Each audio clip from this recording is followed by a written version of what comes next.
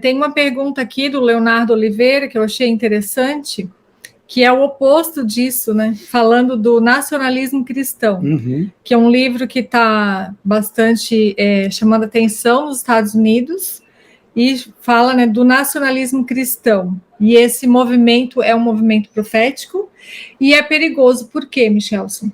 Eu acho que eu vou até abandonar as notícias do blog lá, porque as perguntas estão pipocando aqui, estão bem interessantes, né? Depois você pode ir lá no blog, se der tempo eu faço lá uma en passant, né, uma vista geral ali naquelas notícias que eu coloquei no blog. Mas está lá, outraleitura.com.br. Essa pergunta aqui do Leonardo é bem interessante, né? Eu vejo assim, Débora e Leonardo e todo mundo aí, né, que está na live, mais de quase 140 pessoas agora.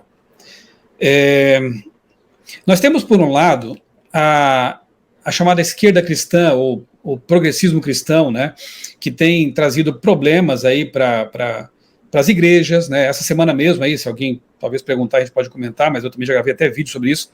Essa semana a gente viu um exemplo claro de como funciona a cabeça de um cristão progressista, né? Então, por um lado, tem esses abusos, essas barbaridades de uma ala que, agora indo para o extremo do progressismo político, digamos assim. Você tem o abortismo, você tem a ideologia de gênero, você tem um monte de coisas que atentam contra aquilo que a Bíblia ensina. Mas do lado oposto a esse, você tem também a extrema-direita, digamos assim, e o movimento chamado nacionalismo cristão, como o Leonardo aqui destaca, né? Eu até gravei recentemente um vídeo sobre isso também, até mostrei um livro que foi publicado recentemente lá, com esse título mesmo, né? Em inglês ainda, não temos traduzido. O nacionalismo cristão. Que são cristãos que se valem da política para tentar impor sua forma de ver as coisas. Também é um erro, né? Porque aí você começa a violar. E o Trump tinha essa ideia, né? Assim que o Donald Trump foi eleito lá, né, no começo da sua gestão, ele prometeu lá para os evangélicos americanos que o apoiavam, e apoiam até hoje, que ele tentaria derrubar a emenda Johnson. O que é a emenda Johnson? É aquela lei norte-americana que estabelece a separação entre Estado e Igreja. E nós, adventistas, historicamente, sempre defendemos o Estado laico. A separação, a Igreja é uma coisa, o Estado é outra. Sempre que o Estado intervém em assuntos religiosos, dá problema. Geralmente, minorias religiosas acabam sofrendo mais, porque um pensamento hegemônico toma conta do cenário. Isso vai acontecer no futuro. Vocês que acompanham as profecias, vocês que leem, por exemplo, o livro O Grande Conflito, né, sabem que chegará um momento que, até já foi falado aqui, haverá uma lei dominical. Isso vai acontecer por quê? Porque haverá uma união entre Estado e Igreja, protestantismo apostatado e a besta do mar ali. Quem estuda esse assunto sabe muito bem do que eu estou falando. Então, nós não concordamos, obviamente, com o progressismo cristão, porque ele é contrário aos ensinamentos bíblicos, em grande medida, mas também não aceitamos as ideias desse nacionalismo cristão, que quer impor uma visão religiosa de mundo por via política.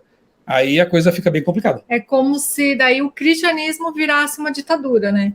E que cristianismo, né? Que interpretação bíblica da doutrina de Cristo é que vai prevalecer, que vai ser imposta?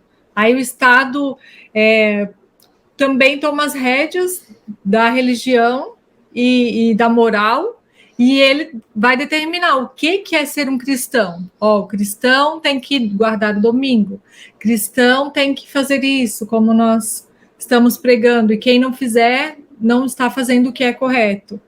E também vai vir uma perseguição por causa disso, por causa desse cristianismo que será imposto daí. Exatamente, né? Então, qualquer tipo de temática religiosa, ideia religiosa que seja imposta, viola até aquilo que Deus valoriza, que é a liberdade de escolha, né? Eu posso discordar de um espírita, eu posso discordar das ideias de um umbandista, de um muçulmano, ok, podemos até dialogar sobre isso, né? Buscar ali, quem sabe, elementos que nos levem a um diálogo respeitoso, mas isso não me faz ter o direito de impor a minha religião sobre a dele e impedir que ele se expresse, que ele faça a missão dele, enfim, né?